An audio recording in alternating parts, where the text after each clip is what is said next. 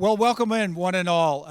Episode 2 of the Bumps, Bruises, Bedtime Stories coronavirus version. My name is Stu Grimson. We want to welcome you and thank you for tuning by. Second time, as I mentioned, that we have done this during this bizarre, peculiar time in really our globe's existence. And we're grateful to you for taking the time to kind of join with us, and we'll get into introducing this entire group here shortly, but we're grateful to you. And really, I think just to explain the inspiration for doing this another time around, we were somewhat overwhelmed by the response we got, the interest we got when Chaser, myself, and Jimmy McKenzie did this 2 weeks ago, that we thought it might make great sense to circle back. One, there's still lots of stories left to tell, Chaser. And number two, given the interest we had, we thought this would be a great opportunity to raise some funds, to raise some support for all those fabulous folks, selfless folks that are out there, the first responders and the frontliners. So if you don't take anything from my remarks tonight, we're going to give you an opportunity, and we'll make it clear to you, if it's not clear already, how you can support that. We're going to be providing you with a link to contribute to frontliners and first responders. And I'm telling you what, folks, if all you do is contribute $1, there you go. There's your text hockey fund, 555-888. If all you do is contribute $1 tonight, and the tens of thousands of people that do end up showing up tonight, it's been well worthwhile. But Chaser, why don't we get started? You and I are connected at the hip for a variety of reasons, but we've known one another since we were young boys, teammates in Hartford, ran together for a good long while. You joined the Bumps, Bruises, and Bedtime Story last time around. Thank you for your participation again. And why don't you take it from here? Because an important part of this panel here tonight comes to us through you. Well, that's true. I'm going to start. By you're going to see, you guys on your screen, if you're seeing the same thing. You got this guy that's got a great logo on his head and hat, and you've seen him on TV plenty. And then you see this rather large head in the corner that is I don't know, it looks a little like a bobblehead because he's made himself look skinny down below. Jimmy McKenzie back with us again, and of course Jimmy, a friend of ours from Saskatchewan, and been a long-time player in the NHL and Stanley Cup champion. And of course, I wanted to bring that up because we were wearing championship rings tonight, Jimmy, and you didn't put yours on, and Stu doesn't have one, so I left it at home. Oh, right, you left it at home. You did the Turner Cupper. Can I insert this one little thing? You're going to do this all night, so why not? One of the reasons I like it hanging out with Jimmy McKenzie most of all is because whenever Jim's around, my head actually looks proportionate for the size of my body. You talk about an insecurity. You know what? But I do want to say the screen makes your head look bigger. Like this is normally not normal. Okay, you keep telling yourself. They say that. The camera makes you look larger. How many cameras they got on your head? Yeah, I got some bee stings in the head area. Well, our guest tonight and going to be the moderator of this show is my good friend Jon Hamm. Known Jon for a long time, back in St. Louis. Actually, weird. Oddly enough, I was at a bar. And I had believe it or not, and we had this great bartender.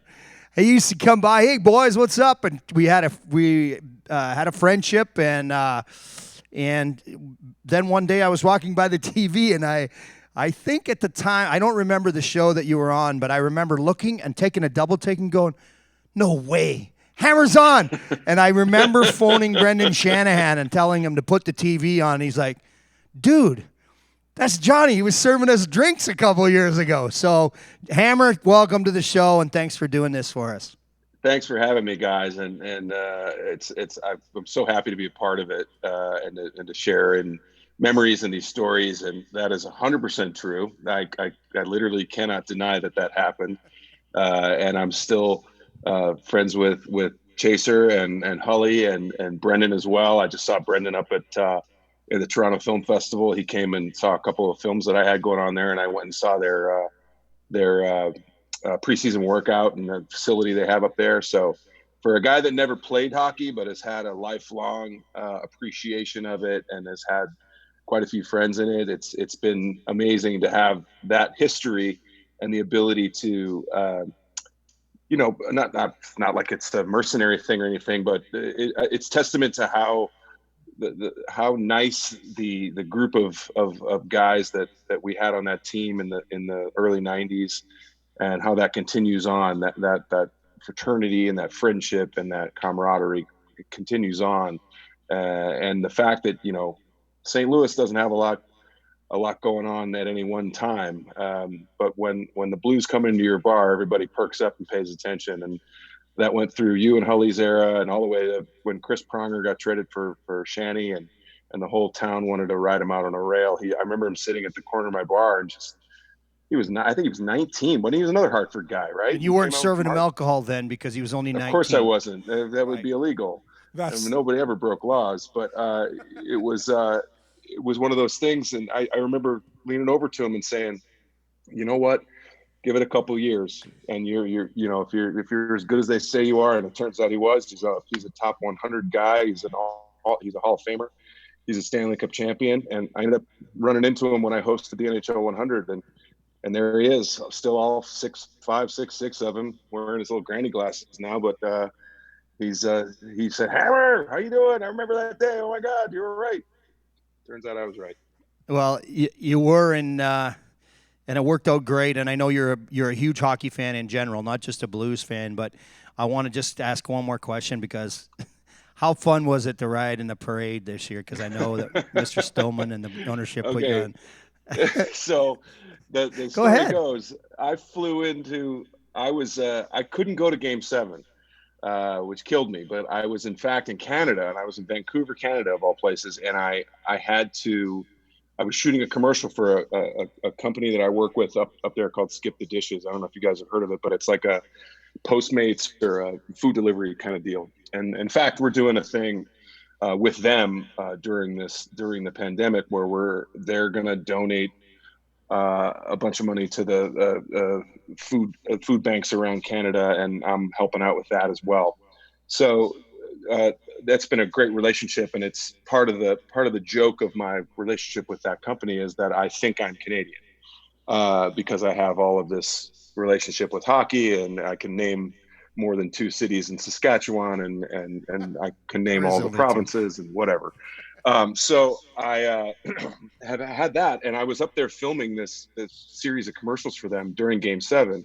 And of course, because it's Vancouver, and of course, because they absolutely hate Boston because of 2011, and because everybody hates Boston, they had a TV set up for me and a whole thing. And I was like, if you guys think I'm watching this in front of anybody, you're crazy. Like, I'm not. Absolutely, I won't watch it. I'll go crazy. I'll lose my mind if it starts going bad for us.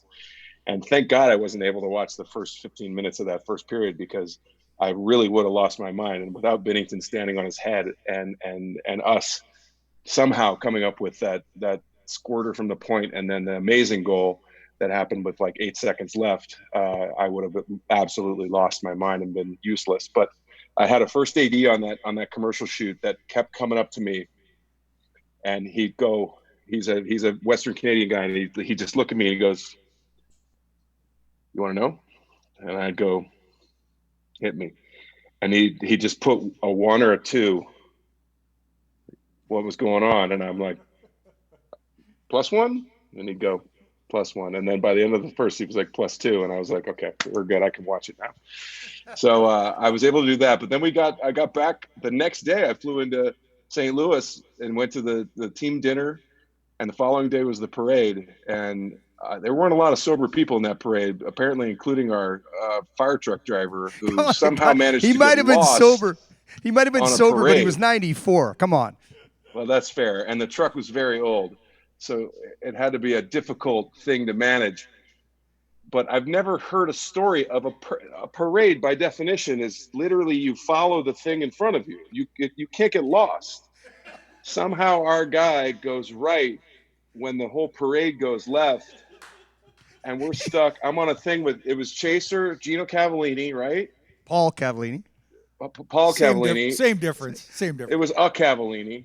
Yeah. Blake Dunlop, I think, and Larry Patey, and Larry Patey was definitely Jeff there. Jeff Brown was on there with us. Jeff Brown was there. And we're kind of like what happened? Where'd the parade Where's go? the parade? We're Who not in the loses parade. a parade? And then we have to back up like a 1936 fire truck that's got a clutch from an Amish guy made it. And like, it took us 35 minutes to turn around and finally catch up to the parade. And it was just, we were kind of like, how do you get lost in a parade? This is unreal. The best part about coming into that though is by the time we got turned around and got back to the parade, we're coming in hot because he's taking the clutch out. Oh, this is even better.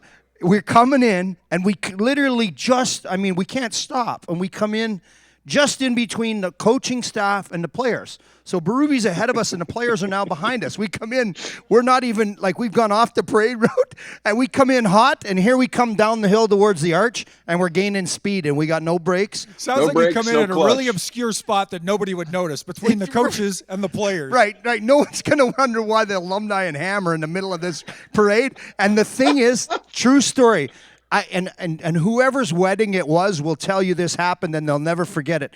That 30-some year fire truck came through their wedding pictures, out onto the grass by the arch in hot, and we just rolled to a stop, and no one got hit. And no one jumped off, and we're like, we're here, boys. Thanks for coming. We didn't spill a beer. It was unbelievable. I said, Hammer, if this isn't on some late night show telling the story at some point, then you're not worth a damn. Well, this is the one it's on right now. And here we are. This isn't the one I was talking about. Jimmy. About that? Go ahead, Jimmy. Jimmy, I was going to say you had a little different experience with the parades in New Jersey. There's nothing like winning, but it was a little different because you couldn't quite circle the wagons as well.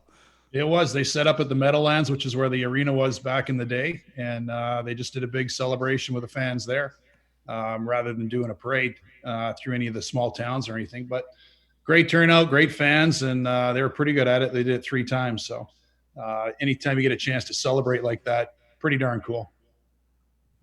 Well, that gets me to like kind of the first point of like all of this stuff, and they say it's the hardest trophy to win in sports, and I've got no argument with that. It's certainly the hardest trophy to watch a team that you care about win, because the ups and downs are brutal, and I can only imagine the ups and downs of a locker room are the same way when you're going through the playoffs and you're fighting off injuries. Alex Steen, who's one of the who's been wearing the A for the Blues for I don't know how many years, is a buddy of mine, and I've been texting him throughout several series of playoffs, and at a certain point he's like, yeah, I'm pretty sure I broke my foot, and it was like round 1 game 4, and I was like, what? How are you? That foot's kind of important for skating. Yeah, well, you tape it up and lace your thing up a little tighter, and you get a little something on it, and you're okay, and you go. And the bumps and bruises, no pun intended, tend to add up during the course of 4 rounds of doing that. So the release, like you said, Jimmy, must have been unbelievable when you finally get to just not have to lace them up the next day, and you finally gotten to the top of the mountain. Well, I know it. Looking at the boys when I finally got home from St. Louis, and they'd all been pretty clearly drinking for about 72 straight hours, but it was a pretty amazing sense of relief and excitement. Yeah, it was. I got to see the other side of it 3 years earlier. I was with the team. We lost in 7 games to Colorado. And when I first got to New Jersey, they'd beat Dallas the previous year. And I just remember asking guys, what's it like? I mean, that's what we always ask, and it's hard to explain, but like a lot of the guys said, it was more relief than anything, which didn't make sense at the time. But then having gone through it twice, losing the first time and then getting an opportunity to actually win it the next time, it's a great relief, because to your point, you're going to see the same injuries in the other locker room. It's not like it's the same all the way through, and it's such a fine line. To your point, I love your stories of you couldn't watch the games live because you're so stressed out. Well, I'm not the only guy. Like, ask anybody about Bobby Plager. He won't watch the games. He'll sit and walk back and forth in the concourse because he just can't do it. And I mean, that's a guy who's a legend in our franchise, and he just it's too much. It's too emotional. But I totally get it. It's we're talking about a different era of hockey now too, which kind of is a nice segue to my first kind of part of what the majority of the podcast is about, but like, how do you guys feel about how, Stu, you said it. You said it's touch versus tackle. That used to be tackle football that we played, and now we play touch football. Like, is it somehow, it's not diminished, because like, I don't want to say any of it's diminished, because they still go through the same series, and in some cases that, I mean, now it's even longer, because weren't the first rounds back in the day best out of 5? Or am I making that up? The initial round, there was an era where the initial round was 5 games, the best of 5 games. Just before we got in the league. Yeah. But yes, that's a fact. But it doesn't diminish. I mean, you asked Stu, but it doesn't really diminish. I mean, Stu's got to be. You got a job with the NHL. You be careful how you answer this, Mister Grimson. That's all I need is to get in trouble. It's not touch. Him after me. It's not. But I mean, look, they're great athletes. They're in better shape, and there's more guys in better shape, and they train year round, and so the speed of the game is unbelievable. But the physical part of it and the price you had to pay to go to some of the areas is completely different. It was mean. And just think about this. Guys were using, you slash a guy now and you break a stick, it's a penalty. Doesn't matter how weak the stick is. We had aluminum sticks. You slashed a guy or cross-checked a guy with an aluminum stick in the ribs, and it just buckles you. Like, I mean, the welts. It's like getting hit with an aluminum baseball bat. I mean, that's not going to break. Those don't break. They bend, but they're not going to break. The bent branches bow ties, Stu. Bent branches bow tie. To your point, Hammer, the game has changed. Without question, it has. It was far easier in the era that the three of us played. The ability to physically dominate a team, I think, had more import then than it does today. I think it's still true to some extent, because hockey's a very physical game. If Chaser, your club can intimidate mine, you've got an edge of some kind in this game, the game that we're playing, even in this era. But it was far more important back in the era that we played. And I guess I'm fond of telling, one of the stories, and I'm sure that the three of us all have stories like this. But, a lot of times we talk about, because nobody kind of falls out of bed and says, heck, I'm going to be an NHL enforcer for a living. I mean, nobody falls out of bed saying that. At some point, Jim, Kelly, myself are all kind of, what we want to do is be a 30 or a 40 goal scorer at the NHL level, or be a goaltender and make the game-winning save, the series-winning save, the Stanley Cup clinching save as a goaltender. But I remember starting out, I'm a young boy, Kamloops, British Columbia. And this is just a contrast between the era that we were young men aspiring to be professional hockey players and the state of the game today. But I'm a 15-year-old boy, pretty good at what I do. I'm a midget-aged player playing amateur hockey in my hometown of Kamloops, British Columbia. Me and my buddies are out one Saturday night, walking down Main Street, Kamloops, British Columbia. We're heading to the movie theater. And other side of the street, walking in the same direction. Kamloops, we used to get a lot of transient worker crowd that came in from the drill rigs from out of town. And all these guys wanted to do was they wanted to raise hell on the weekend. And we're walking kind of in tandem, but these guys, they're 20-somethings, we're like in our mid-teens. And these guys are walking in tandems. We used to call them rig pigs back then. That's what they were. They came in from out of town. They worked hard, and they drank hard on the weekends. Turns out, we end up at the movie theater on our same side of the street. These guys cross the street, and we end up right there on the corner in front of the movie theater in Kamloops, British Columbia. We all had our football jackets on. Our high school was Sahali High School. And these guys take one look at us, all wearing the same jackets, and they start saying, this one guy starts popping off, Sahali sucks onions. He's clearly out of it. Sahali sucks onions. Well, he's using a derogatory term from the 40s. Exactly right. But it worked. It registered. So me and my three other buddies, we're standing there. We're listening to this guy sound off at us. And I stepped from the back of the crowd. I separated two of my buddies, and I clocked this guy that was making all the noise at the time. Dropped him, popped two teeth out of his head, and he's face down on the pavement. But he recovers. And it's on. and the two of us are into a pretty good brawl. Main Street, Kamloops, British Columbia on a Saturday night. It's not kind of an under-the-radar back alley at this point. And it's you're like wearing your high event, school Saturday jacket, night. so everybody knows where you're from. Exactly right. And no one's going to guess who those guys are. And please note this. I am the chief of police son Okay. for Kamloops, Well, British that's actually Columbia. a leg up. Stan Grimson is my father. I don't go under the radar in this town at this point in my life. But the point of telling you this story is, as this rig pig and I are trading blows, Main Street, Kamloops, British Columbia, Glenn Dirk is the head scout for the Regina Pats. His hometown, he lives in Kamloops, British Columbia.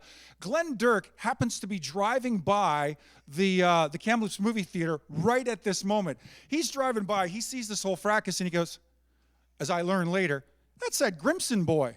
I seen him play at the local rink, but I never seen that before, as I'm teeing off on this guy.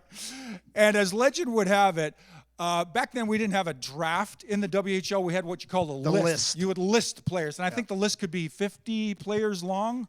Your roster counted everybody on the list, and then Right.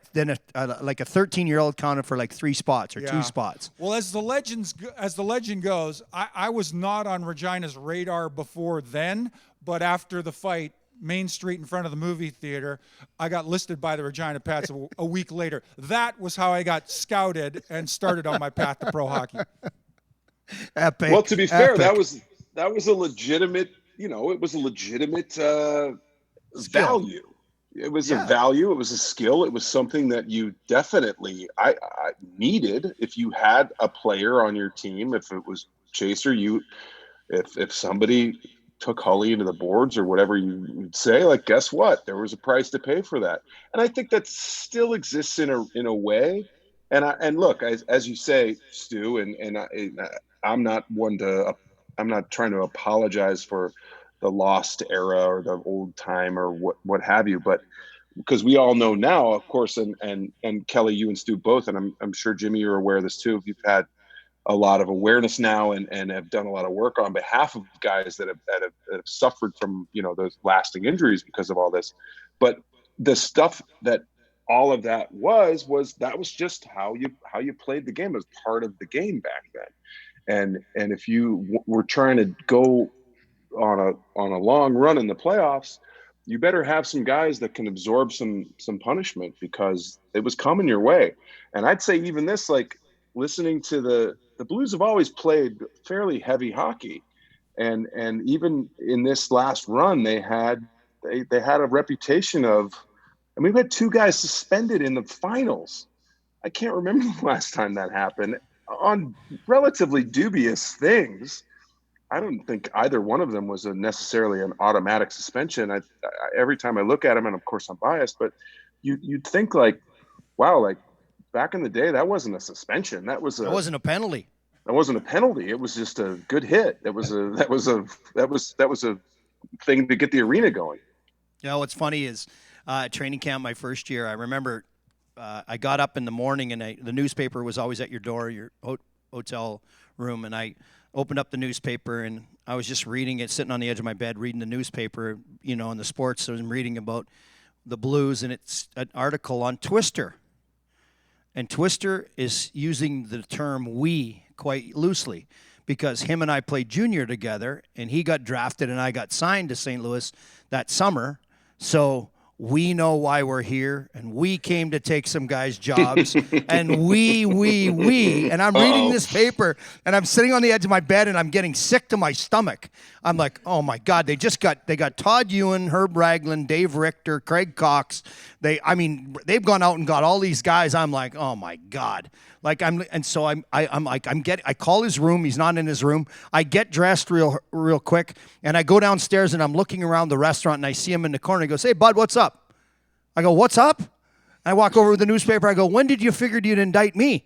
We. What are you thinking? He goes, "Well, I mean, we did come here to make this team, didn't we?" And I'm like, "Dude, are you crazy?" Sure enough, first scrimmage, we have these fights. Well, him and Todd Ewan get into a fight. God rest Todd's soul. It was a good friend of mine, all of ours. And him and Twister get at it, and Twister wins the fight quite handily. And Todd was the resident tough guy for the Blues at the time. So Todd goes off, gets fixed up. We go out on the ice again. Oh, and right at the end of the fight, pardon me, it was Twister that went off. At the end of the fight, Twister led off on Todd a little bit. And, you know, you've got these youth hockey linesmen doing the game, breaking it up, and Todd just comes across and boom, he headbutts Twister and cuts him open. Well, Twister needs stitches, but he won't go get them, so he just goes in, he gets a big square Band-Aid, and he just slaps her on his head, puts that Winwell helmet on that Mark Messier used to use, and he comes out on the ice, and he is just on a mission. And I'm like, oh, boy. And so we're at the face-off. Twister's a defenseman at the time, and I'm the right winger, and it's in our end, and we're in front of the net, and Twister's pulling on Todd, and Todd kind of backs up like he's going to drop his gloves. Twister drops his gloves, and Todd cracks him with his stick, and Twister looks at me like, you better do something or you're going to get it too. And I just swing my stick at Todd and I drop my gloves and I end up having to fight Todd now. And Herb Ragland gets in there and Twister and Herb are fighting. And I remember Patty Janelle had drafted us and signed us. And Mr. Caron came in the room and he was livid. He was our general manager. What is this? Where did we find these lunatics? Huh? I can't believe this. Patty, these are your guys. And he's going on in his French accent. And he walks out of the room, and Patty Janelle puts his arm around both of us. He goes, that's the way, boys. He goes, that's what they're looking for here. So at the end of training camp, Brian Sutter, who was coaching, said, listen, boys, there's the Winwell. There's the Winwell. He said, there it is. He says, listen, boys, you're going to go to Peoria, and you guys are going to go down to Peoria and get some ice time, okay? But he said, before you go, he goes, pack all your stuff up. We're flying to Detroit. He goes, you're going to make one stop before we go. He goes, Detroit's been abusing us for the last 2 years, and you two are coming to Detroit for this last exhibition game. Joey Coach, Bob Probert, oh my God. Randy McKay. Lee Norwood. It was like, here we come. And I got to tell you, Twister went after both those guys. I ended up fighting with Probert, and I want to say that I fought with Lee Norwood, Bobby Helkitis, I think. And we left town for Peoria in the morning. They got us a hotel room. So that's how it started for us. We were like, they made it pretty clear on where we were stamped. Lee Norwood ended up being a Blue, didn't he, for a while, or was he? I think he started a Blue and then came back. He started, they got rid of him. And then came back. That brings me to a good question that I think all of you can speak to, because I was genuinely impressed. Chaser, over the course of All-Star Weekend, I got to sit down with Joey Koster, who I'd never met. And you and me and Garth Butcher and a couple of guys were talking, and correct me if I'm wrong, but Joey works with basically the Department of Public Safety or whatever it is in the NHL. Like he's on the rules, the committee. That right? was Georgie Peros that you were with. Oh yeah, there, George right? Peros. But Joey was at that table, correct? Yeah, and Joey was sitting there talking with us. Yep. And so I have, as a St. Louis Blues fan, I have a healthy hatred of the Detroit Red Wings and all that they represent, which is just fine. And the still, I don't former want to get members into of the Blackhawks. The former members of the Chuck Norris division, you mean? Exactly, the Chuck Norris division. But what I was impressed by, and I think what I'm equally impressed by as the more I get to know more people in your circle and everything, is how good of friends most of you guys are. And I kind of was thinking about it, and I'm like realizing like, oh, right, of course, like your entire career doesn't exist in the 5 years that I watch you play. Your entire career started, as Stu was saying, when you're 15 years old, and in some cases before then. And so a lot of you guys have had these interactions back and forth and have played on the same teams. Were you all not Whalers or just you and Stu? But like there's so much interaction between you guys where you're on the same team, but then hey, if it's time to do the job, you got to do the job. That's the thing that I think was really fascinating to me. Can you guys talk a little bit about that? Jimmy can touch on that too, and knowing Mac a long time. Well, I was drafted by Hartford too. I was another former Whaler, same as these two guys. But Stu and I had fought 2 or 3 times when I think I was with the Jets and he was with the Red Wings. I think once when I was with Hartford and he was with Chicago. But we went around a few times. Then we ended up teammates in Anaheim. Anaheim had taken a beating. Paul Kariya and Teemu Selanne, their 2 stars, had physically taken a beating. So they went out and got both of us in the same summer. So we ended up being teammates for a couple of seasons, which was great. And I left in this partway through the second year. I went to Washington, And Stu, being the guy he is, used to come over, pick my son Connor up, and his son Christian, he'd take him to Disney. They'd take him to the park, take him wherever. He was awesome. So got to be good friends. Our families got to be good friends. And then the following year, he's with LA, and I'm with New Jersey. And LA's got this little rat running around, this Jason Blake. And back then, like, he'd spray the goalie and do stupid stuff. Nothing crazy, but you just go over and you give the guy a shake. You face wash him from behind. You grab him by the visor, give him a little shake, and just basically knock it off. So I do that. I don't think anything of it because it's not a big deal. And as I'm lined up on the left side, I can feel somebody staring at me. And I turn, and it's Stu. He was lined up on the right side, on the right wing. He never played right wing in his entire life. And I go, you got to be kidding. Can't even turn right. Yeah, good. The moron, their moron coach and didn't like what I did to Jason Blake. They sent Stu. Yeah, so I'm sitting there, you got to be kidding. Like, the last guy I want to fight is basically my best friend in hockey. But we end up having the fight. Fight's over.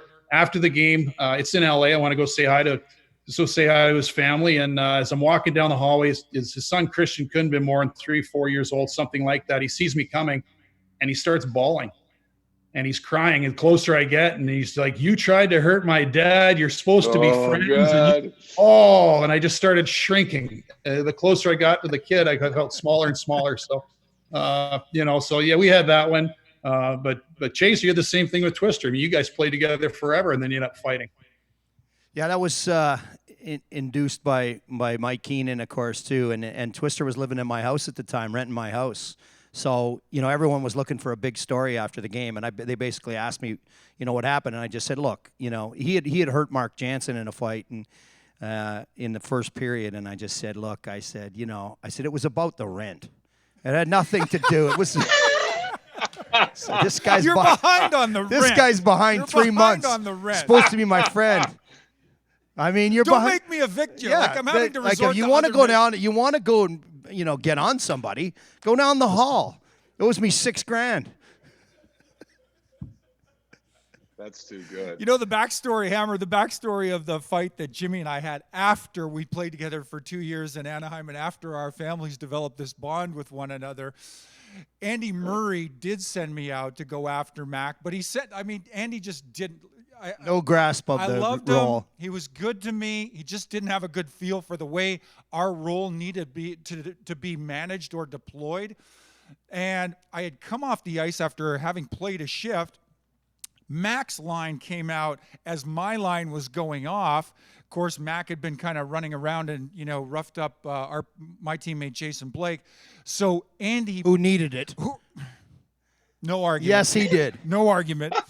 But Andy spins me around. He says, "Stewie, get back out there." I'm gassed because I've been out there. I have spent. You're coming off a shift, a full shift, and then you got to go back out. You're tired. He sends me back out there, and of all the people on the ice or on the other side to fight, I've got to tangle with one of the top, handful of heavyweights in the game, Jimmy McKenzie, my best friend in the game to that point, and. The part that Mac won't tell you is he catches me with a left that put a hole inside my cheek. I had to go off for repairs. I could actually stick my tongue through the hole in my cheek, and I was out of commission for the better part of a period after that one. But the truth of the matter does stand. My son Christian was so PO'd at Mac after that. Young guy just couldn't get it. Couldn't get it. Why would you hurt my dad if you're such good friends? Didn't make sense. No. Well, so to that end, like, do you guys, you talk about Andy Murray maybe being from a different generation, and of course, Mike Keenan has a history as long as my right arm. But like, were there guys that you played for, where you knew, oh man, like this guy's going to lean on me to do more than I want to do, or put myself in a place that I don't necessarily want to, or just doesn't get it. Like, I can't imagine that there's that coming up when you guys came up, especially in this kind of transitional period of the league when all of the old timey stuff was getting a little phased out. Was that a tough thing when like, oh, I'm going to this team and I got to deal with this without naming names? We don't want to put anybody on I can the name spot, one like, because it doesn't. I remember. Well, like there's two things. One, Mac. We played against each other in junior, and Mac came up with the line. He said, "If you know where I'm from," he said that wasn't a hockey team. What did you say, Mac? Oh, it's the Blades. That was a juvenile work release program. Are you kidding? Oh no, seriously. The safest the Saskatoon streets were back in the 80s was the 3 hours the Blades were playing hockey. That was without question. You had Chaser, Twister, Killer Kaminsky, you had Shark, you had Kerry Clark. Kosher. I mean, are you kidding? Like, you all should have been on house arrest, a bunch of thugs and hooligans. But let me ask, did you win any games? Yeah, we won the league. Weird. To the earlier point. It was People were effective. terrified. It was effective. Oh, yeah, there was a lot of guys that forgot their skates when they came into Saskatoon.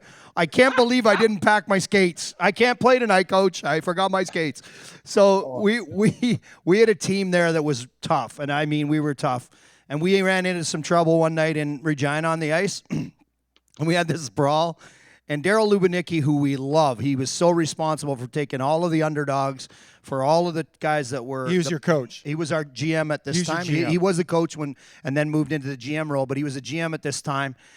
And he used to walk around and he would, give you the lines. I think you guys have heard me. He'd say, "You guys got to win." He goes, "You got to be more like me. You got to want to win." I mean, give me 20 Wendell Clarks and Kevin Kaminskis, I'll beat you at anything. Ping pong, racket, ball, because they want to win, boys. They want to win. You got to be like that. You got to want to win. I go fishing with my daughter. She catches the first fish. I cut her line because I want to catch the first fish. Okay? That's the way it works around here. So he's going through this whole thing about, how you got to want to win. And we have this brawl in Regina, and one of our teammates has a chance to get in the middle of something and help a guy out, and he doesn't. And he's a good friend of mine this day. And he doesn't mind me telling the story because he tells it. His name's Danny Logan. He says he comes. Danny Logan does the fight. So we get home on the bus, and Luby is mortified that he's got a guy on his team that just didn't want to get into this tussle. And he comes in and he sits everyone down and he says, "Boys, that wasn't the best effort tonight. I think we lost the game." And he says, and he had the trainer bring in a shopping cart. And he just started Danny Logan had unpacked his bags, and he was talking, and Danny was sitting in his stall, and he was putting Danny's stuff in the shopping cart. And he said, "Danny, where would you like to play hockey, son? Because I'm going to do everything I can to get you there, but you'll never wear this uniform again." And I mean, the kid was 18 years old. He's looking at him and he says, to his credit, he goes, "Well, I got 1 goal and an assist tonight in Regina. That'd be a good spot." He goes, "You'll be there tomorrow. We trade him to Regina." So it was exactly how it was back then. And I mean, nowadays, you heaven forbid you hurt a feeling. But there was plenty of feelings kicked around then, and you either were in it or you weren't. Hammer, it wasn't so much a coach for me that used to get me wound up, but there was one specific player on another team, and we ended up locking horns a bunch of different times. Even when I wound you up. You did wind me up a good bit. But there was a guy by the name of Christophe Oliwa. And Oliwa was a little bit younger than me. He broke in after me. I was in Anaheim when he first arrived on the scene. And you guys remember Mac and Chaser. Oliwa, when he broke into the league, he was fighting everything that moved. I mean, I think he ended up with 35 fighting majors, which is a really busy year, even for a heavyweight. 35 fighting majors in his first year. And can you tell me? That's almost one every other game. And if each one is, that's just a lot on the knuckles. Pace. It's a crazy, crazy pace because that role takes a lot out of you. It really does. And I'll challenge you guys. So Christophe Oliwa, native of Warsaw, Poland, hardly spoke a lick of English when he came over from overseas. Can you tell me another player that hails from Warsaw, Poland? Not one, sorry. Not one, exactly. He's unique in that respect. So he's playing for Jersey. I'm at my second tour of duty, I think, in Anaheim. And I know the TV color guy, Chico Resch, is an ex-player, and he's been on the Jersey, the Devils TV for years and years. I know Chico really well, and he comes over to me in morning skate. My Ducks are in Jersey to take on the Devils that night. Chico comes over to our locker room after pregame skate, and he says, hey, Stewie, I just want to give you a heads up. Our guy Chris here, he's probably going to want to take a run at you tonight. He's fighting everybody. So I'm like, you kind of roll your eyes back. I'm pretty well established at this point in my career, and you get accustomed to kind of, although you don't enjoy dealing with the up and coming youngster that's trying to cut his teeth. But, obviously this is that situation. So I kind of roll my eyes, and I'm anticipating getting into it with Olawa this night. So fast forward to the game. We've gone through, pregame nap and the pregame meal and everything. We're out on the ice. First shift of the game that I'm on the ice, of course, I think it was Lemaire was still coaching the Devils at this point. He puts out Olawa.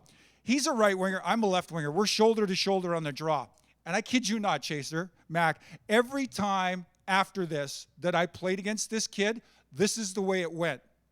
We're shoulder to shoulder. Puck has yet to drop. And Olawa leans into me in the thickest Polish accent, broken English. Stu, my team must win this game. We fight now. I kid you not. I stood straight up. Sounds like a line out of Rocky IV. I stood straight up. I looked at this guy, and I'm sorry. Could you repeat that? Stu, my team must win this game. We fight now. And puck drops, and bing, bang, clang, it goes on. We're on. And every time I played this kid, Christoph Olawa, same words, we got into it without question. It was, you could set your watch by it. Well, Here we go. Quickly add. Oh, is this the one? This is further on. This is like, Grimson. Oh, he was a big boy, huh? Right, he is. He's a big guy. Big, strong too. Grimson versus Olawa. This is like round 4 or something like that. Well, we've had I'll tell you while this is going on, when you talk about the thick accents, and I may have told you guys this last time, but we had this deal where me and Frankie LaRue, he got him there, Mac. Yeah, you got him there, Mac. Dude, you got him, buddy. I mean, I think this is. You like the way the linesmen are like, there's no way. Let him go. No, just they'll get tired eventually. Uppercut connected. The arm's out. That left got in. Here comes the old slingshot. So this is like round 3, round 4. There's another funny episode between me and Olawa, and this is like, we fought 4 or 5 times by now. I'm in LA. I think he was a Pittsburgh Penguin at this point. And, again, every time we fought, this is the preamble to the fight. Stu, my team must win. Yeah, Chris, I get it. So tables are reversed this time around. His Penguins are up by a couple of goals against my LA Kings. So I need to get into it with Chris. But he's not having anything to do with it. Like I'm, elbow, trip. We go 2-3 shifts and he won't oblige. He won't get into it with me. So finally we were out there somewhere late in the second period, and I get an opportunity. He's skating back towards his blue line to get a loose puck, and I just reef him from behind. Like I cross-check him right on the back of the hips. And he goes crashing into the end wall, and clearly, like, he can't ignore me at this point. It's got to happen. Stu's embarrassed me. So we have another fight like the one you just seen before. We go to the penalty box, and then the conversation carries over in the penalty box. He's standing up like I'm talking to you, Chaser, and he goes as follows. Stu, I am not asshole. Stu, you are not asshole. If you want to fight, you say, Chris, we fight. This is just the way the world is according to Chris. He was a character. He was an absolute character. It was just, I couldn't wait to see what came out of this. I couldn't wait to play him to see what came out of this guy's mouth next. But when you can understand him, or you can understand him, and you hear some funny things on the bench. Ronnie Francis told me one time, he came up and told me that I was yelling, Frankie LaRue was yelling at me off the bench, and he said, and I said, quit yelling. I can't even understand you. Frankie had a thick French accent. I said, I can't even understand you. You can speak English. You can't even put a sentence together. And I guess Yager just burst out laughing, and he's on the bench, and Ronnie Francis looked over and he says, Yags, you like that one, eh? He goes, yeah, Frankie can't even put a sandwich together. Well, that brings up a very interesting point, because, I mean, you guys have a particular insight, and I'm sure everybody that's listening would love to hear the specific stories, but like, you can tell we don't have the mics on the ice, but if you're down low, you can hear a lot of extracurricular chirping happening between players. Like, I always heard stories about Esa Tikkanen being very good at that. even though he was Finnish and no one could understand a word he was saying. He had you his look own at guys, language, John. He had his own language. It was called Ticanese. Ticanese. Yeah, It was called Ticanese. Ticanese. I mean, no one. I mean, Finnish has to be the most inscrutable language on the planet anyway. But I mean, I can only imagine going at 30 miles an hour when someone's trying to take your head off.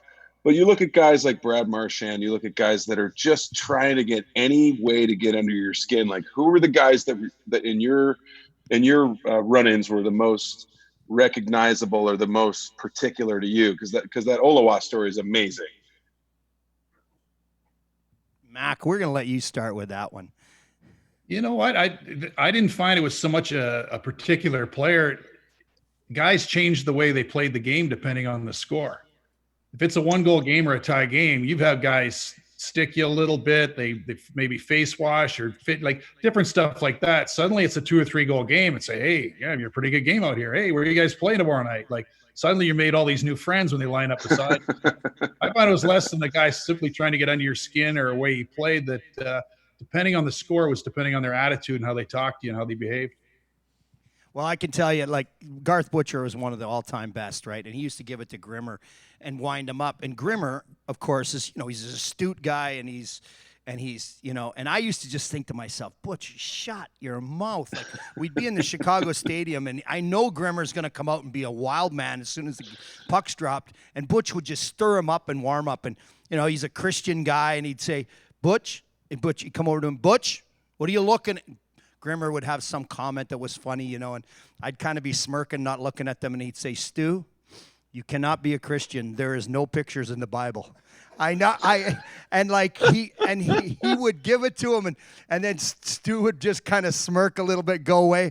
And then one time we're lined up, and of course, we're close friends now. I can say this. He says, Stu, I figured it out. I know why your parents named you Stu. They weren't smart enough to spell stupid. And Stu just looked at him. He goes, that's good. And tonight you're going to get it. And I was like, I hope he means that, because it was me and him every time. It was me and him. And he would cut, Butch would laugh and antagonize me because you couldn't intimidate Butchie. But on the flip side of it, he was just relentless at stirring guys up. He didn't care how tough they were. And inevitably, at some point, they ended up in my nose. And I was like, Butch, just shut your mouth. And so he would wind up, but I mean, he was one of the trash talk. Everybody, it was everybody. There was a group of players, and I'm going to leave them unnamed just to go. But it was with the Minnesota group, and they all had hairpieces, and there was a group of them, including, Sorry, did you say they all had hairpiece? hairpiece. Oh, hairpieces. Yeah, I'm sorry. Don't get that story. That was a different. That's a very different group. That's a different story. Very That's different. Different format. Very different year. Very different format. So they had hairpieces, and they went off. They're in front of the bench, and it's kind of quiet in Minnesota. There's no one at the games. They colored the seats 9 colors to make it look like there was people in the stands. And Metro was a color. Or the Met Center. Met Center. Met Center in Bloomington, Minnesota. So anyways, Butchie, it's real quiet in the rink, and these guys go offside, and Butch goes, "Don't worry, boys. You're only offside by a hair. But it wasn't yours." And the guys on the ice, on the bench, their team, our team, everybody was laughing, hysterically laughing, heads down, game going on. Yep, you were only offside by a hair, but it wasn't yours. I played with a guy that, to me, this was one of the most interesting contrasts in a person, as a person, and the persona of the player that I think I've ever come across. Sean Van Allen was a teammate of mine in Anaheim. He was funny. He was a funny guy. But the funny part about him was he was the quietest, most humble, most subdued individual until game time came around. And Vanna was my centerman. But he was also a guy that he was a plugger. He was a 3rd, 4th line center, killed some penalties, but he was just finding a way, any way he could to make a contribution and to elevate his value to his team. So part of what he did was, he made it a part of his approach to every game there's 4 or 5 guys on the other team who have buttons to push. I'm going to figure out what those buttons are. This guy made it part of his pregame prep. How do I figure out what it is? And he would research and think about the guys on the other side. Well, one night my Anaheim Ducks are playing the Detroit Red Wings, and this is in like 94, 95-ish. And Detroit's really good back then, but they had a winger, grizzly old veteran, little guy, scrappy as hell, and a good goal scorer at the same time, Dino Ciccarelli. Well, Dino had a history. Dino had a brush with the law at an earlier stage in his career. You go out and look it up. I'm not going to bring it up on this broadcast, but it's a little sensitive. It's a little delicate. So anyways, Vanna, my center, figures out if I'm going to get, he's internalizing this. If I can get to Ciccarelli, this is the way to get to Ciccarelli. So play is going on. We're like somewhere in the second period. And these two collide, neutral ice, while we're on the ice together. And we kind of get back to the ice, and they're jawing back and forth at one another. And Vanna chooses this moment to deliver the push of the button. And he gets into an area that's really unfortunate and sensitive where Dino's concerned. And Dino goes from PO'd to off the charts. Nuclear. He goes nuclear. Exactly. The best way to put it. So I'm sitting here. Van Allen is sitting here. And the Detroit bench is right next door. So right after Vanna says it, right after Vanna gets into territory they ought not have gotten into, I go, oh my gosh, this is going to get crazy. I grabbed a water bottle. I stood up on the bench. I switched seats with Van Allen, and I sprayed Dino like this with my water bottle to try to cool the boy down. But he was losing his mind. I mean, it got to the point where the refs came over, stopped the drop of the puck, came over to the bench to settle things down because Dino was losing his mind. But that was Vanna. That was Vanna's game. Oh, yeah. I played junior with him, and to his credit, you talked about him doing the extra. He was a funny guy, but they went to cut him, and they couldn't find him. And he was running the stairs in the old rink in Saskatoon. After they told him he's going to have to do more, going to have to get some weight off if you're going to stick around. They were slowly easing into, we're going to let you go. And Luby went out, and Daryl Lubinicki walked out and goes to the walk back in. He said, we're not cutting him today. He said, why? He goes, I can't cut a kid that's out in his underwear running up and down the stairs because I can't do it. And the next day he did it again and again until he'd lost something like 22 pounds. And he made our team in the second year he played for the Blades that I was with him. He led our team in scoring. So it was a testament to him. But I remember it. Clear as day, we're the captains and we're sitting in there and he goes, yeah, we're not cutting him today. Luby's talking with his hands, I mean, Marcel, I got a kid in his underwear in the stands running up and down. You want me to send him home? So that was it. Kid stayed. Well, let me ask a question because I think it's always been and I've only seen a few examples of this that were not in Hollywood examples, but what's the role of the goalie in any kind of altercation? Because it always seems like they're either instigating or they're the problem, or somebody, like you said, sprayed the goalie or did something and that started it. What's the way? And every once in a blue moon you'll see goalies go at it. Who was it? That Rangers Islanders craziness where it was 20 minutes of nonsense. Is it Ken Dandino? I can't remember who the goalies were, but that was nonsense. But I've seen, Kluche might have been. I got to tell you, there's been some funny stuff happen. But when you and I were playing together, we had an incident in Hartford where Garth Snow. I had met Garth Snow at the Players Association of the wide shoulder pads, right? Of make me as big as I can. Before it was illegal. Before it was illegal. Yeah. I'm going to be as big as I can so that it'll any misgivings I have will hit me because I have these mountains. The reason for the rule. Garth Snow, right? Because they were Garth Snow, and big. I think even in EA NHL they were weirdly big. It was his calling card. Well, I met him in the summertime at the Players Association meetings and got along great. Was with him and Andrew Castles. They knew one another. And then he comes over and says something to me in warm-up, and I kind of chuckle. I didn't hear it properly. And then he goes at me again, and he says something, and I look at him, and he's right in my face. And Stu's standing there, and I go, is he yelling at me? And he goes, This is in warm-up. This is in warm-up. He was with Philly then, right? He was with Philadelphia, and I Philly. go, what's he yelling at me about? And then, by the way, you're a goalie. Shut up. And so this goes on, and Stu goes, I don't think he's yelling at you. And the first TV timeout, he comes by our bench. He leaves the net, and he comes by the bench, right up to the bench, and here he goes again at me. And Stu goes, he's definitely yelling at you. I said, when we get out on the ice, you start some chaos, okay? Because I am going to give this guy a beating. I don't care what position he plays. I've had enough of him. There you see Stu. There it is. Stu actually ripped a puck after the whistle at Garth Snow's head, and everybody diverged towards Grimson at the blue line, and I was just cruising down the right wing, and I just said, okay, here's your chance. And he sees me coming, and I'm thinking, he's going to drop his gloves, or is he going to drop his gloves? And he isn't going to drop his gloves.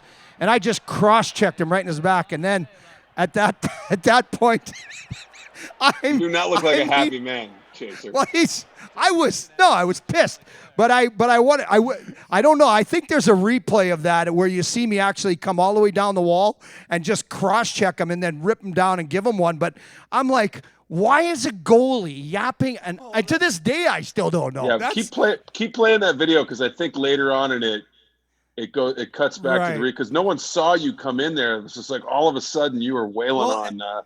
No pun intended. Here's the crazy thing. I mean, one, goaltenders never get that involved in like the physical, contentious part of the game.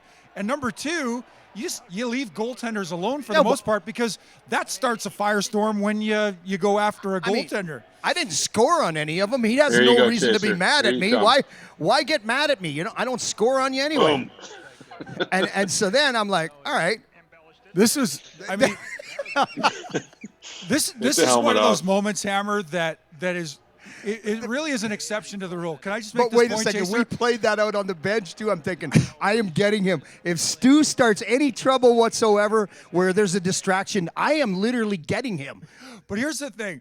Like, where it might seem random and chaotic and it has no purpose in the game, the stuff that we did as players, but that's wrong. I mean, there generally was some rationale behind what we did. This moment, however, this had nothing to do with hockey. Well, this had nothing to do with hockey. Like, Snow was mouthing off at Chaser. Chaser comes to me, he says, Snow's mouthing off at me. Here's what I need you to do. You need to create a distraction. Like, this had nothing to do with hockey. So the play is over. The ref has just whistled the play dead. I take a slapper from the ladies' tees at Garth Snow. I buzz it right by his ear. And, of course, their entire roster comes after me. I back myself into a corner and just wait for the onslaught to come. And that gives Chaser the space to go and goon Garth Snow, which is the part that you actually see on TV. I mean, it was like Wild West, no nonsense Paul stuff. Maurice again. Comes over. I get out of the box, the penalty box. We end up winning the game. He puts his arms around both of us, and he says, being that I'm the head coach of this hockey team, is there anything you'd like to share with me between you two? Nope, we're good. Nope. Stu looks at me like, there's no use trying to explain. Yeah. You're not going to get it, Paul. You can't make sense of all that. No, you can't make sense of that. Well, but there has to be I mean, obviously this is just anecdotally, but I mean, there's got to be some goalies that were way mouthier. I think Ed Belfour had a reputation of being kind of a hothead. Wah had his version of being a little bit chirpy. Even the finals last year, Binnington had a certain point in one of the games. I don't know if it was in the final, but it was at some point during the playoffs. He got a little up. He got a little wound up, but I just wonder, like, were there any goalies that had reputations of, okay, we can get in their kitchen a little bit, or we can shake them up a little bit, or are they just too far gone to to worry about. Well, in our case, I mean, we were no threat to them. I don't know. We weren't going to fight with them normally if they shut their mouth, and we certainly weren't scoring on them. So why Chaser, bother with us? Two quick stories about a guy that Chaser and I played with. We played with a guy who, in my estimation, was the toughest backup goaltender in the league, Jason Mazzotti. Muzz. Yeah. And he was a little squirrely, right? Like, this guy just saw the world I got to through put a different... Pat Jablonski with him, too. Those two Okay. guys were haywire. Fair enough. But we played with Jason Mazzotti. He was Sean Burke's backup. Sean Burke's understudy in your parlance, Hammer. Sure. And so two things about Jason Mazzotti. He gets put in the context of, I think we're down by 3 or 4 playing San Jose one night or something like that. And, we're just like, the team is flat. It's just not going our way. And Muzzer just let one in. So now it's a 5-goal spread. So I happen to be on the ice. Rare moment when I'm on the ice. I go back to our goaltender, Mazzotti. I tap him on the pads. I said, "Hey, Muzz, not your fault." He looks at me, totally straight face. He says, "Stu, tell this group, we better get back into it or I'm going to lose it. I'm going to do something. I'm going to lose it right now." And sure enough, another 2 or 3 minutes goes by and he rears back in the midst of a stoppage and he two-hands, I think it was like Joe Thornton or somebody like that. And it's on inside the context of this game. Muzz was crazy. One other night, and this is one of my favorite stories from my entire career. It's the last game of the season for the Hartford Whalers. We're out of the playoffs. We're playing Tampa Bay at home, and a period of hockey has gone by. Sean Burke is playing on this night. Jason Mazzotti is not. He's on the bench. So we've been through the first period, been through the first intermission. Now we're going out to start the second period, and Muzz isn't even supposed to be on the ice, Jason Mazzotti, but he goes out there, and not only does he go out there on the ice, he gets into it with somebody. He starts pushing and shoving. He gets into a scrap with somebody on the Tampa Bay Lightning. And we're all looking around like, what started that? What the hell is going on?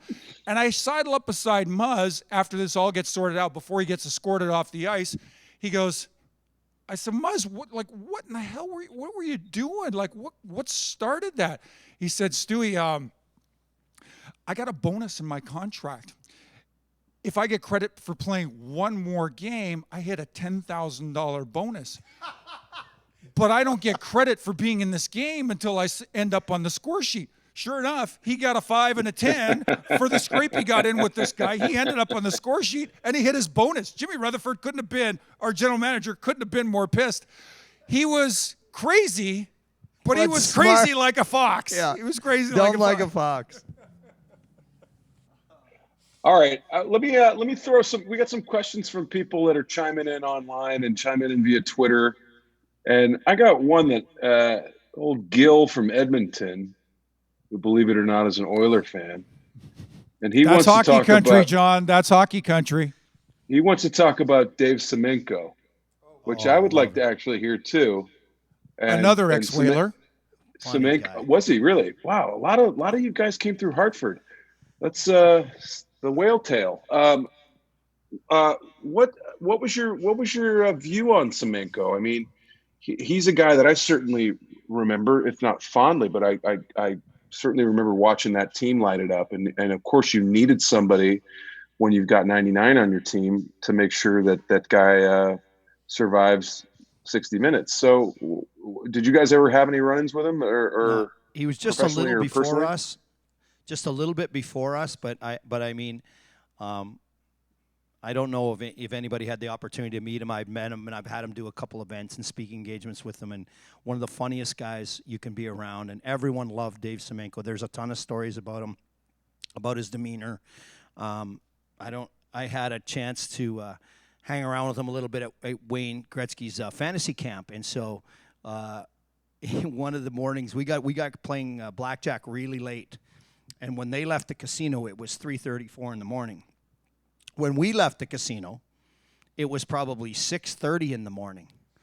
And by the time we went to the rink, we probably went to the rink around 10, so we didn't get much sleep.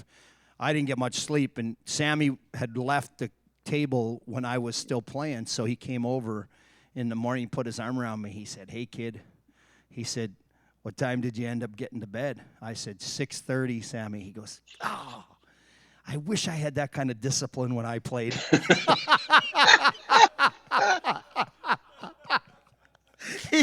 And then he tells me this story. He goes, you know what I mean? I go, well, what was your favorite city? Because I just loved talking to him. And he said, New York. I loved going to New York. He goes, man.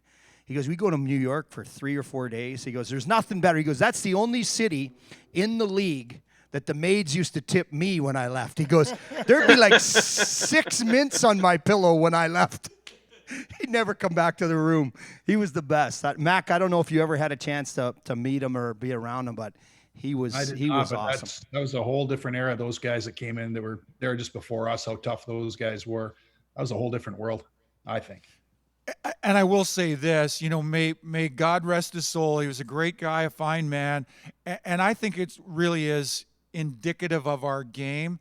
Sammy had great years of service where the Edmonton Oilers were concerned. Hammer, to your point, a faithful left winger to Wayne while Wayne was a part of that organization. And the point I'm trying to make is Edmonton, for years and years after Dave left the game, found a way to make him a meaningful part of the organization and really looked after him for a good long while. He continued to be a part of the operations staff and a vital part of the operations staff for years after he retired from the game. Yeah, it speaks volumes about the Oilers and what they thought of those guys. And I remember another story that Wayne told me that he said he had 3 wishes. Semenko had he had 3 wishes. He said he wanted to score a hat trick. He wanted to be on the cover of Sports Illustrated. He said he scored 3 goals in a game, got a hat trick. He was on the cover of Sports Illustrated or Hockey News, one of the two. I can't remember which one it was. And then he said, and all I wanted one day was Glenn Sather to walk in their room and say, Mess, Gretz, Sammy, take the day off. He goes, I never got the 3rd one. Well, that brings up a good point because, obviously, and this is another fan question. Let me see who it's from. From someone in Spring Hill, Tennessee, who will be maybe has a name. Jeremy K in Spring Hill, Tennessee, but asks what I think is a really good question because obviously it's just the NHL, especially back in the late 80s, early 90s, and mid 90s was a little more specialized in its role playing than it is necessarily now. And even though you've got guys that are tough guys or 4th liners or guys that are role players, but they're certainly not as prevalent as they were back when you guys played or even guys before you. But so what did it feel like on the times when you guys got to actually put the puck in the net? Like, what was it? What was your highest scoring season? What was Chaser, you tell the story that I think is great about you and Hully. I don't know how much I can tell about it, but like the representative of the St. Louis Police Department asking how many goals either one of you had scored, and one of you responded with whatever number that was, and your response was 2. I said 2.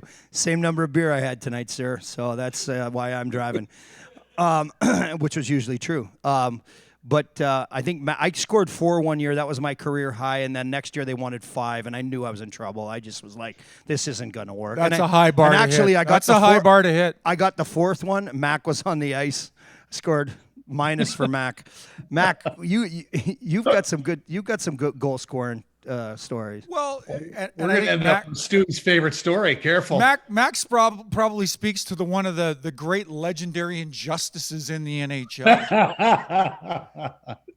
No, this is absolutely Stu's most hated story. You can't stand this one. But I was lucky enough in Phoenix. I don't know how unlucky my line mates had Mike Stapleton and I had Mike Gartner, future Hall of Famer with 700 goals, or somehow ended up with me on their line. But as you know, as we're saying, I got a couple of quick goals. And back then, if you're the team that goes down a couple, usually the other tough guy from the other team comes over and he wants to get a fight going and get a spark going and get his team going. So Matt Johnson's the tough guy for LA, and he comes over and we'd fought before. He just kind of nonchalant, like it's business, which it is. It's you ready to go? And I hummed and I hawed and I kind of, and he's like, what? I said, well, Got 2 goals, man. I got 2. I'd like to maybe see, well, where can this go, right? And he gives me the world's biggest eye roll, right? He's like, all right, whatever. And off we go. And sure enough, 2 or 3 shifts later, whatever, I get the 3rd one. And so the shift after that or so, Matt lines up and basically says, are we going to go now? Or you think you're going to get 4 in you tonight or something like that? And we have a fight. Favorite part of the story is Stu is it's the end is that we played the same team, LA, like 5 days later, and he must have been injured. He didn't play. So the coach sat me out. I was a healthy scratch. And so that's why Stu calls it the greatest injustice ever. Hat trick in a fight 5 days, 6 days later, and you're not even in the lineup. Like, come on. To have had the pleasure of playing with Jim McKenzie, you don't hear this once a season. You hear this 10 times a season. Scored 3 goals against the Kings. Fought Matt Johnson. Healthy scratch 5 days later. Can you believe that? Can you believe that, Stu? That is an injustice. Can you even believe that? Stu, if you'd had your law license back then, I would have hired you to defend me because that was just an incredible injustice. Exactly right. Mac, I don't have a hat trick story at any level of hockey. But I scored 2 one night when I was a member of the Anaheim Mighty Ducks, the Mighty Ducks of Anaheim. We were playing the expansion, although they were a few years after us. The Tampa Bay Lightning came to town, and we beat Tampa. I scored 2 that night versus Tampa in our building, and I think we ended up beating Tampa 4-2. And the only thing that kind of sticks out in my mind about that was Jacques Demers was coaching the Lightning back then. Yeah, maybe. Yeah. Jacques Demers was coaching the Lightning back then. And Jacques Demers, go out there, folks, Google it. You can probably find it even now. Jacques Demers delivered the following rather deflating quote about that game. He said, "It wasn't so bad that we lost to the expansion Mighty Ducks. I mean, when Stu Grimson gets 2 on you." I've never forgiven Jacques Demers for that. I've never forgiven him for that. We have most of the work release program that we were talking about earlier grew up in one town in Saskatchewan, in Kelvington. Saskatchewan. And so we're all Porcupine, Kelvington guys. We're playing on a ball team. Barry Melrose. How far is that from Foam Lake, where Mac is from? Just to give folks a little geographic orientation. Well, it's Gull Lake, Stu. That's Gull Lake. Come on. Whatever. Whatever. Yeah. Well, it's close to Foam Lake and nowhere near Gull Lake, okay? But it is close to Greenwater Seems Lake. like a lot of lakes in Saskatchewan. Is that possible? Right. Well, Barry Melrose, talking about coaches saying stuff after the game. Barry Melrose coached the Medicine Hat Tigers the year they won one of the years they won the Memorial Cup, but they had pounded us 8-0 or something in this game. And at the end of the game, we had a line brawl, and on the ice was a Kosher, a Clark, myself, Twister, and a kid by the name of Dean Holine. Hence the work release program. And so we had this fight, this brawl, and Barry Melrose is coaching against us. And he's yelling at us before the puck drops. Boys, smarten up. Boys, seriously, hey, I mean it. Smart, And anyways, the chaos starts, and Sharky goes and, whatever. And we have this display in Medicine Hat.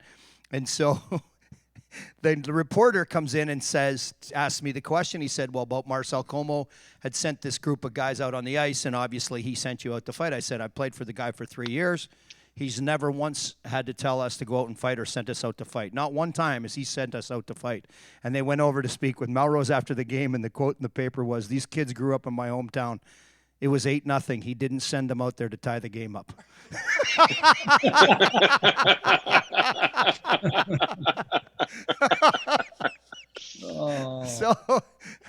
So that was one of the times where I looked at the newspaper and went, ooh. Coach, you want me to tie it or win it? Yeah, Coach, you want me to tie it? As you pile over the boards. Right. But so for obviously, everyone, you guys played in a pretty good era of goal scoring. In fact, when you look back, when you look at Hully in '86 in one season, and when you look at Gretz throughout his career, and you look at Yager, somebody mentioned, I think, Mike Gartner, all these incredible goal scorers back then, even when the goalies were wearing pads that were like Lego blocks. What's your memories of, and I know Chaser, I know obviously there's one number 16 has a big has an outsized shadow in your world, but like for Jimmy and for Stu, like it must have been amazing to be on the ice with these guys, to watch that level of, I mean, the way you're all professional, you're all elite athletes. And then you could see a guy like Gretz or Holly or those guys like just absolutely take over a game or put the team on their shoulders and go coast to coast and win it. I've been fortunate to sit in the stands and watch when one or a couple of the other guys just decide it's time to win and this is what's going to happen. Well, I always knew when the good players were on the ice because the coach would be screaming at me to get off. But goal scorers are a weird bunch. Peter Sikora, he's not Holly, he's not those guys. But Peter had some really good years. But anytime the power play is going sideways, coaches used to take somebody like us and stick you in front of the net. They tell the guys to get the puck to the point, and then they'd fire shots at the net. That's they simplify the power play. He's mad at the power play, so somehow we'd end up getting punished because half the time the guy shooting the puck could shoot it but didn't know where it was going, or either that or he didn't care. So you had to keep your head up or you're going to get the puck in the head. So I'm the guy that gets thrown out there with New Jersey, and Peter's back in the point, and they keep throwing pucks back.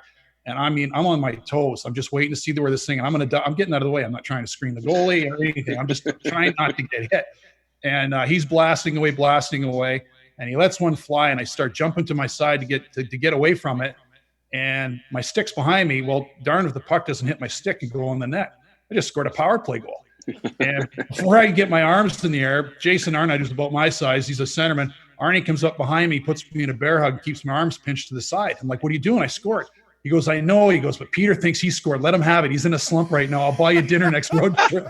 And that was the truth. I'm like, you got to be kidding. He's Matt. Come on, 5, 6, 7. Does it really matter how many you have? I'll buy you dinner next road trip. He's in a slump. Let him have it. Now he thinks he's a goal scorer. He scored 40. How is he not a goal scorer? I'm like, never mind.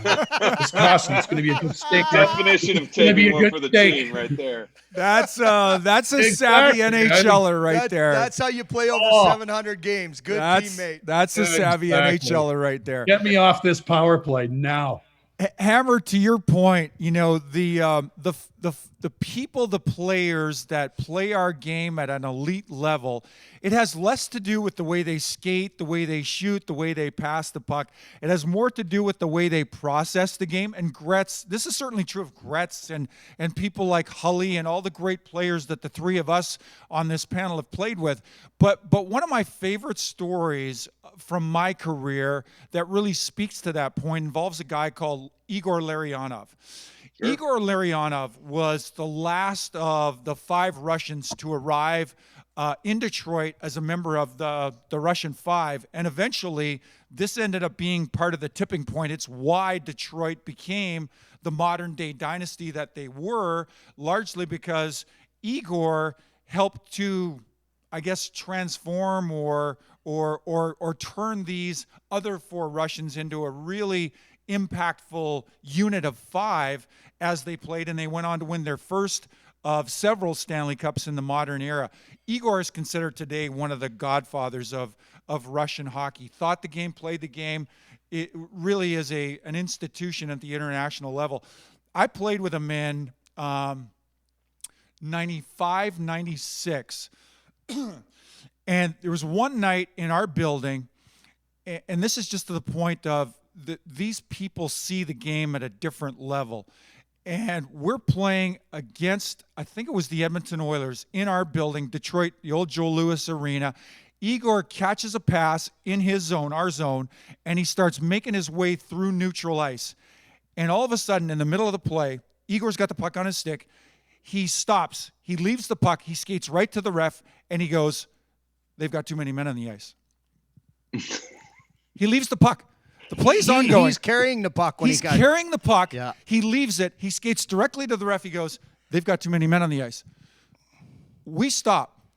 And 20,000 people in the building didn't see it. 2 teams worth of players on either roster hadn't seen it.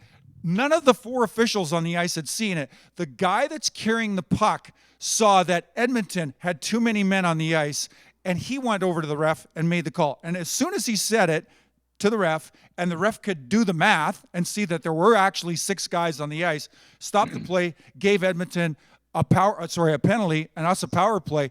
And I'm looking at this completely bewildered in my spot, customary spot on the bench. Paul Coffey sitting beside me. I turned to Coff and I said, Coff, have you ever seen anything like that? I mean, Hammer.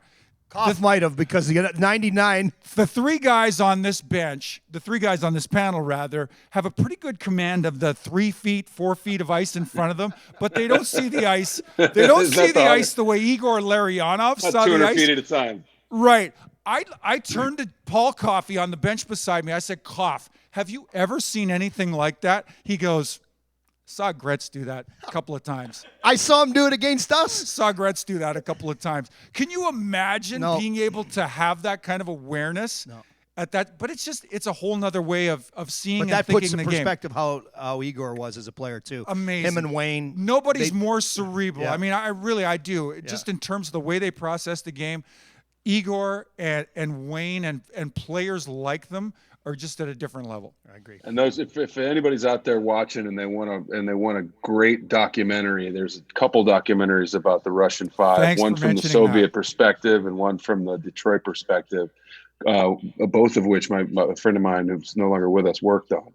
But it's an unbelievable story, and you really get a sense of not just how great those players were, but how great that system was, and what an amazing accomplishment the U.S. winning in 1980 was, and just everything that touched that story becomes even more tangentially amazing when you actually deep dive into it. And that makes perfect sense when you know anything about Larionov, and especially his place in the Russian hierarchy, and the reason he was the last guy to come over, because they didn't want to let go of him.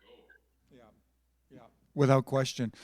Chaser, I want to hear this story. I want to hear a story about Hully that we were talking about. I want to hear this. We're talking about goal scorers. He's the one that you and I know probably best. Yeah, and I think we looked at the date, and I think it was like January 9th, 1990. I think James Duthie's doing a book that's going to be great. The beginning of a new decade. Well, I remember this story well because that's the game he scored late in a game in L.A., but Hully there's a story about Hully, how he wouldn't play at the end of a game. Like Brian Sutter didn't really trust him or his defense because he didn't feel sometimes he should play it, and it was just, a constant revolving. Well, Hully had points in the game, and the game was coming to an end, and we were up, and he wouldn't put Hully on the ice, and L.A. had tied the game late in the game, and Brett just jumped over the boards, and he's going. And Brian's like, Brett, come back. Hully, get off the ice. Hully, get off. He won't turn and acknowledge Brian. He's just going to stand at the face-off. So Brian sends out the guys, and Richie Sutter is lined up beside Hully, and Hully turns and tells Richie to go do something by himself. That's the best way we can say it on here. Okay. And he keeps facing the dot and facing the dot and facing the dot, and he won't turn around. And finally, the referee says, well, look, one of you guys off the ice are going to give too many men on the ice. So Richie eventually leaves the ice, and the puck goes back. LA wins it. It goes back into our end. They get it into our end. And Cujo's making about 3 or 4 saves because Hully's just doing loops. And all of a sudden, the puck comes on the other side of on the left wing, I believe, and he just comes down, he picks it up. It's sort of a one-on-one with the defenseman, and he just pauses a little bit, cuts into the middle, rips the puck. Kelly Rudy, I think, is a left-handed goalie, and he went like this, and then boom, it just went in. It went off the bar and in, and there was like 20 seconds left in the game, and he doesn't let anybody acknowledge him, and he comes right to the bench, and he slide stops and puts his leg over the boards. He goes, huh. Like we're playing overtime in L.A.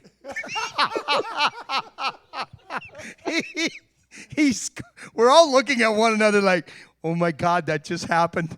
And Brian Sutter can't say anything because he's like dumbfounded. He wants to strangle him. Sudsy's the most intense, great guy.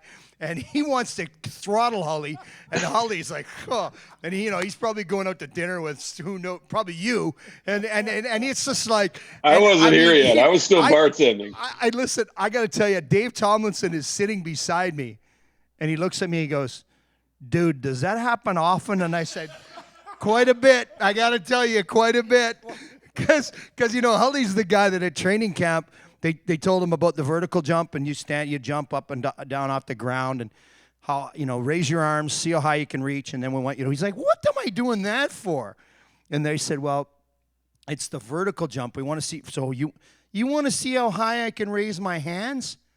This high. 86 times last year. I'm not doing that.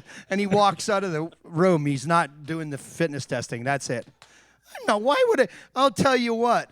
If Jackie Joyner Kersey gets down here and starts skating to get in shape, I'll get on that treadmill again. That ain't happening.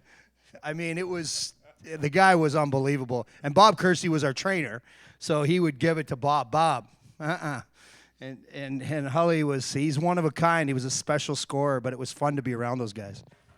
Well, guys, I don't think there's a better way to end than that for this Blues fan anyway. But I wanted to take the time out and say thank you for having me, and thank you for putting this together and sharing these stories, because I think the hockey fan in me, and I hope all the hockey fans that turned up to watch this and hopefully donate. And like Stu said, $1. It doesn't need to be a big donation. They all add up, and they all go right to the frontline workers and the first responders and the people that need their masks and their gloves, and the people that are putting their lives on the line to make sure that this nonsense doesn't spread any further than it already has. This has been absolutely great. I wish we could do it for 3 more hours, because I would. But unfortunately, I think our time is winding down. I want to say thanks to you, Stu, Kelly, Jimmy, all you guys. This has been great, and I hope everybody out there enjoyed it. And I'll let you guys wrap it up. Hammer, thanks so much for your participation. We were really thrilled with the response we got to doing this the first time around. From the moment after we did this the first time around, Kelly suggested that another great way to do this would be to add you to the mix, and I'm confident that with you coming alongside this project has added a whole nother level of interest, a whole nother level of participation. And it's not to glorify the 4 guys on this panel, it's to draw interest, to draw support or funnel support to the folks that you've just mentioned, the frontliners, the first responders. And folks, if you can, click a link, contribute $1 to your credit card. I bet it doesn't make a difference to you financially at the end of the day, and it'll make a huge difference to those that are really in a spot where they're in need. And before I allow you, Chaser, to kind of pay it off as we close out, on a local level, we sit here in Nashville, Tennessee, the Zanies Comedy Club in Nashville, Tennessee. As my young boy, Christian, as Jimmy's young boy, Connor, grew up playing amateur hockey at the local level here in Nashville, Tennessee. A guy by the name of Mike O'Neill, an official, was part of Nashville hockey, amateur hockey.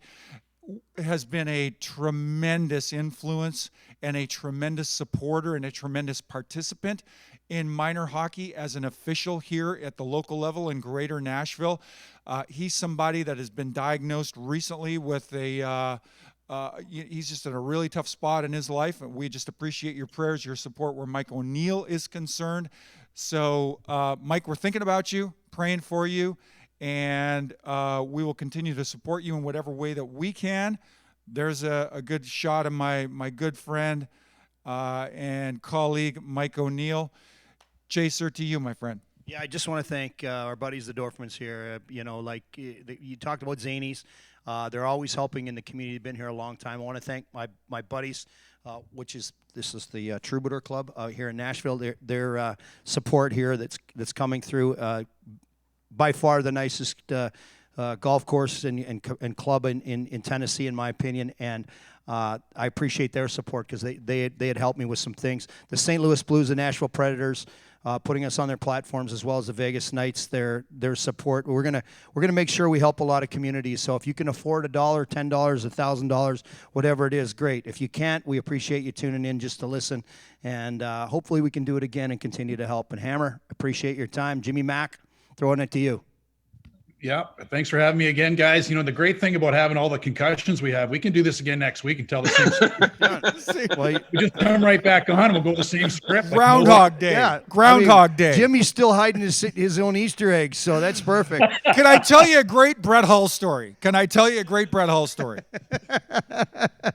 All right, Well, guys, it's that's been an wrapping it. absolute pleasure sharing it with you. As we all know, any port in a storm like this, so any kind of sharing of original stories that people haven't had a chance to hear. We can only watch old hockey games and old baseball games and old sports so much. So it's nice to get your guys' take on a lot of the stuff that I think we all lived through, but none of us really knew the backstory on. So thanks for sharing, and hopefully we can do it again. Thanks, guys. Thanks, Hammer. Thanks, Mac. Chaser.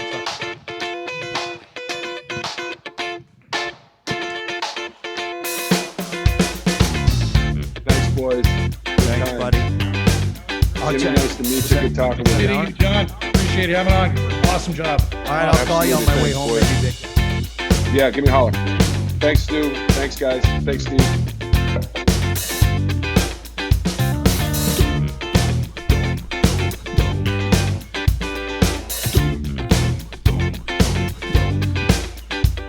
Boy, good job, guys.